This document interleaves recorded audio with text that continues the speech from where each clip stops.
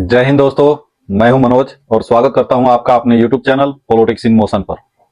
दोस्तों, आज भारत की उच्च शिक्षा व्यवस्था एक ऐसे मोड़ पर खड़ी है जहां यूजीसी एक्ट और 2026 के नए यूजीसी नियम सुधार से ज्यादा नियंत्रण और डर का औजार बनते दिख रहे हैं।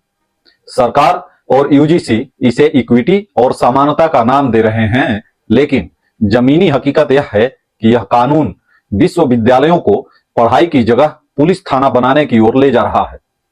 इस वीडियो में हम साफ साफ समझेंगे कि ये नए यूजीसी नियम क्यों खतरनाक है, कैसे ये शिक्षा के आत्मा के खिलाफ है, क्यों देश भर में इसका विरोध हो रहा है और इसका असर भारत की शिक्षा व्यवस्था पर क्या पड़ेगा। बिल्कुल आसान भाषा में समझेंगे। तो चलिए वीडियो को शुरू करते हैं। वीडियो शुरू करने से पहले एक छोटा सा अनुरोध है। अगर आप चैनल पर नए हैं या पहली बार वीडियो देख रहे हैं तो चैनल को सब्सक्राइब कर लें, बेल आइकन को दबा दें ताकि आने वाले वीडियो का इंफॉर्मेशन सबसे पहले आपको मिले। और अगर वीडियो पसंद आए तो वीडियो को लाइक कीजिए, अपने दोस्तों के साथ शेयर करना ना भूलें। अब आते हैं अपने टॉपिक पर। सबसे पहले समझते हैं कि यूजीसी आखिर है क्या। यूजीसी यानी यूनिवर्सिटी ग्रांट्स कमीशन, जिसकी स्थापना 1956 में हुई थी। आजादी के बाद भारत के सामने सबसे बड़ी चुनौती थी कि शिक्षा को कुछ गिने चुने शहरों और वर्गों से निकालकर पूरे समाज तक पहुंचाया जाए। उस समय देश में ऐसे कॉलेज और संस्थान थे जो बिना किसी मानक के डिग्री बांट रहे थे। यूजीसी को इसलिए बनाया गया ताकि यह तय किया जा सके कि कौन सा विश्वविद्यालय मान्यता पाएगा, कौन सा कॉलेज डिग्री दे सकता है, उच्च शिक्षा की गुणवत्ता बनी रहे, डिग्रियों का मानक तय हो सके, फर्जी विश्वविद्यालयों पर रोक लगे और शिक्षकों की न्यूनतम योग्यता क्या होगी इसका भी पैमाना हो। उदाहरण के तौर पर अगर कोई प्राइवेट कॉलेज बिना यूजीसी के मान्यता के एमबीए या बीटेक की डिग्री देता है तो वह डिग्री कानूनी रूप से अमान्य मानी जाती है। यही वजह है कि एडमिशन से पहले छात्र हमेशा पूछते हैं कि यह कॉलेज यूजीसी से मान्यता प्राप्त है या नहीं। समय के साथ विश्वविद्यालयों की संख्या बढ़ी, लेकिन एक और समस्या सामने आने लगी, कैंपस के अंदर भेदभाव। कई मामलों में आरोप लगे कि कुछ छात्रों को उनकी जाति, सामाजिक पृष्ठभूमि या आर्थिक स्थिति के कारण अलग व्यवहार झेलना पड़ा। कोई छात्र कहता है कि उसे गाइड नहीं मिला, कोई कहता है उसे जानबूझकर कम नंबर दिए गए और कोई यह आरोप लगाता है उसे क्लास में सार्वजनिक रूप से अपमानित किया गया। 2012 में यूजीसी ने भेदभाव रोकने के लिए नियम बनाए, लेकिन वो ज्यादातर कागजों तक सीमित रह गए। शिकायतों की कोई तय सीमा नहीं थी। जांच वही लोग करते थे जिन पर आरोप होते थे और ज्यादातर मामलों में छात्र थक कर चुप हो जाते थे। इसी पृष्ठभूमि में 2026 में यूजीसी लेकर आया नए नियम, promotion of equity in higher education institutions regulations. UGC का साफ कहना था कि अगर कैंपस सुरक्षित नहीं है, अगर छात्र मानसिक दबाव में है, तो शिक्षा का कोई मतलब नहीं रह जाता।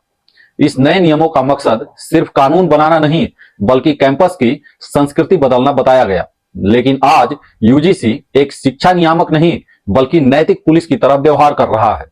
2026 के नए नियमों में यूजीसी ने यह तय करने की कोशिश की है कि शिक्षक क्या कहेंगे, कैसे कहेंगे और किस लहजे में कहेंगे। सवाल यह है कि क्या यूजीसी अब शिक्षा चलाएगा या सोच पर पहरा देगा। अब सवाल उठता है कि इन नए नियमों में ऐसा क्या है जो पूरे देश में बहस का कारण बन गया। यूजीसी कहता है कि नए नियम भेदभाव रोकने के लिए है।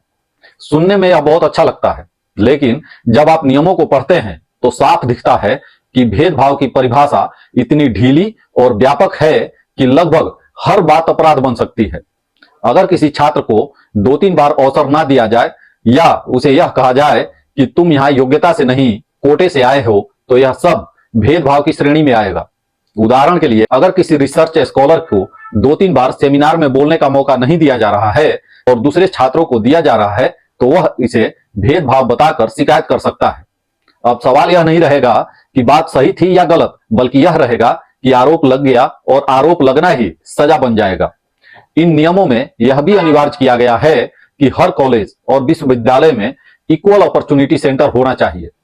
पहले भी कई संस्थानों में ऐसा केंद्र थे, लेकिन वो सिर्फ कागजों में होते थे, न ऑफिस, न स्टाफ, न कोई जवाबदेही।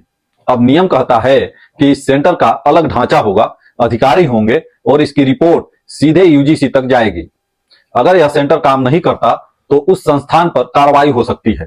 सबसे अहम बदलाव है शिकायत समाधान की समय सीमा। अब कहा गया है कि शिकायत मिलने के 24 घंटे के भीतर उसे दर्ज किया जाए और 15 दिनों के अंदर उसका निपटारा हो। यहीं से विवाद शुरू होता है। विरोध करने वाले कहते हैं कि भेदभाव की परिभाषा बहुत ज्यादा व्यापक कर दी गई है। उनका तर्क है कि हर अकादमिक आलोचना को भी भेदभाव कहा जा सकता है। उदाहरण के तौर पर अगर कोई प्रोफेसर कहता है कि इस असाइनमेंट में और मेहनत चाहिए और छात्र इसे अपनी सामाजिक पृष्ठभूमि से जोड़कर शिकायत कर दे, तो शिक्षक सीधे जांच के दायरे में आ सकता है। शिक्षकों का कहना है कि इससे वो छात्रों को खुलकर फीडबैक नहीं दे पाएंगे और शिक्षा डर के माहौल में चली जाएगी। रिसर्च गाइड्स की भी चिंता है। अब जरा पीएचडी और रिसर्च की दुनिया को समझिए। रिसर्च का मतलब होता है कड़ी आलोचना, सख्त सवाल और बार बार रिजेक्शन। दुनिया की कोई भी अच्छी रिसर्च बिना सख्त गाइडेंस के नहीं होती। मान लीजिए एक पीएचडी गाइड अपने छात्र से कहता है कि तुम अभी इस टॉपिक के लिए तैयार नहीं हो, पहले बेसिक्स मजबूत करो, और छात्र इसे मानसिक उत्पीड़न या भेदभाव बता दे, तो गाइड मुश्किल में पड़ सकता है। कई प्रोफेसरों का कहना है कि भविष्य में लोग रिसर्च गाइड बनने से ही बचेंगे, जिससे भारत की रिसर्च क्वालिटी पर असर पड़ेगा। असल में यह नया सत्ता केंद्र बनता जा रहा है। अब हर शिकायत पहले इसी सेंटर में जाएगी, जहां कई बार अकादमिक समझ की जगह प्रशासनिक सोच हावी होगी। उदाहरण के लिए अगर किसी छात्र को नकल के आरोप में सजा दी जाती है और वह बदले में भेदभाव की शिकायत कर देता है, तो क्या गारंटी है कि मामला निष्पक्ष तरीके से देखा जाएगा? डर यही है कि अनुशासन को भी भेदभाव का नाम देकर खत्म किया जाएगा। भारत में जनरल कैटेगरी कोई एक जाति नहीं होती, बल्कि वो सभी जातियां और समुदाय इसमें आते हैं जो एससी, एसटी या ओबीसी की सरकारी सूची में शामिल नहीं है। आमतौर पर इसमें ब्राह्मण, क्षत्रिय, वैश्य, कायस्थ, भूमिहार, खत्री, अरोड़ा, सिंधी, पारसी आदि आते हैं। कुछ जातियां जैसे जाट या मराठा राज्य के अनुसार अलग अलग श्रेणी में हो सकती है, कहीं ओबीसी, कहीं जनरल। इसी तरह जो मुस्लिम समुदाय ओबीसी सूची में हैं, जैसे अंसारी, कुरैशी, मंसूरी, जुल्हा आदि, वो ओबीसी माने जाते हैं। जो समुदाय ओबीसी सूची में नहीं है, वो जनरल कैटेगरी में आते हैं। अब आते हैं सबसे खतरनाक पहलू, इस नियम के दुरुपयोग पर। भारत में हम पहले ही देख चुके हैं कि कई सख्त कानूनों का कैसे गलत इस्तेमाल हुआ। नए यूजीसी नियमों में भी वही खतरा है। मान लीजिए किसी छात्र को कम उपस्थिति के कारण परीक्षा में बैठने नहीं दिया गया, वह छात्र सीधे आरोप लगा सकता है कि यह उसके साथ सामाजिक भेदभाव है। अब कॉलेज प्रशासन डर के कारण कार्रवाई से बचेगा। धीरे धीरे कैंपस में संदेश जाएगा कि नियम तोड़ो और शिकायत कर दो।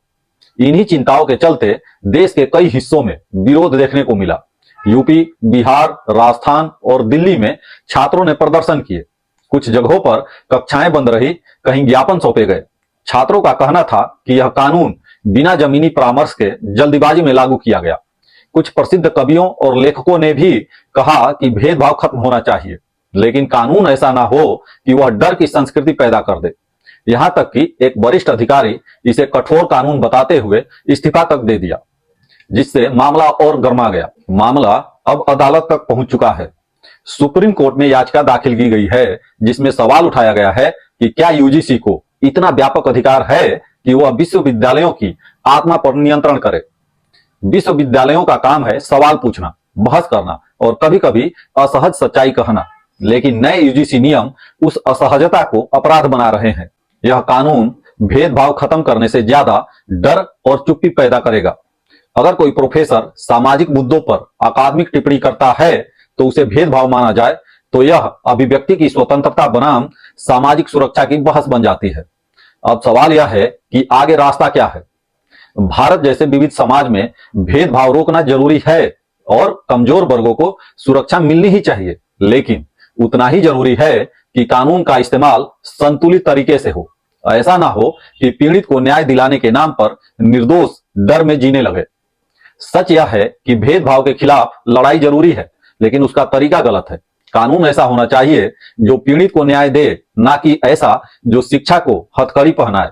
अगर यही नियम इसी रूप में लागू रहे तो आने वाले समय में भारतीय विश्वविद्यालय ज्ञान के केंद्र नहीं बल्कि शिकायतों और नोटिसों के केंद्र बन जाएंगे। असली चुनौती यही है कि शिक्षा संस्थान ऐसे बने जहां छात्र सम्मान महसूस करे, शिक्षक निडर होकर पढ़ा सके और शिकायत प्रणाली न्याय दे, राजनीति ना करे। अगर यह संतुलन बना तो यूजीसी के नियम भारतीय उच्च शिक्षा को मजबूत बना सकते हैं। अगर संतुलन नहीं बना तो यही नियम शिक्षा व्यवस्था के लिए एक नया विवाद बनकर रह जाएंगे।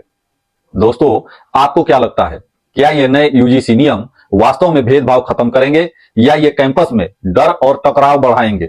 अपनी राय कमेंट में जरूर बताइए। अगर वीडियो पसंद आया हो तो वीडियो को लाइक कीजिए, अपने दोस्तों के साथ शेयर कीजिए और हाँ, चैनल को जरूर सब्सक्राइब कीजिए। धन्यवाद। अगली बार फिर मिलते हैं एक नए विषय के साथ। तब तक के लिए नमस्कार। वंदे मातरम।